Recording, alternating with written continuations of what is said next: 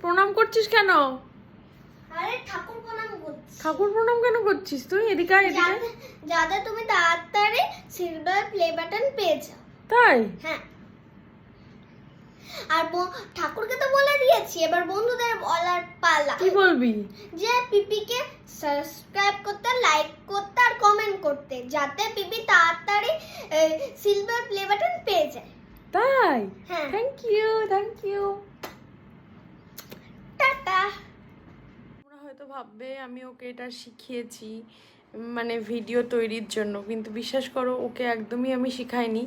আজকে হঠাৎই ওই কথাটা মানে নিজে থেকেই বলছিল, তো আমি ওকে বললাম তুই এই কথাটা বললি, বড়রা কেউ বলেনি, তুই এত ছোট হয়ে মানে অনেক অনেক বেশি কিছু ভেবে ফেলেছিস। আমার তো জার্নি সবে শুরু।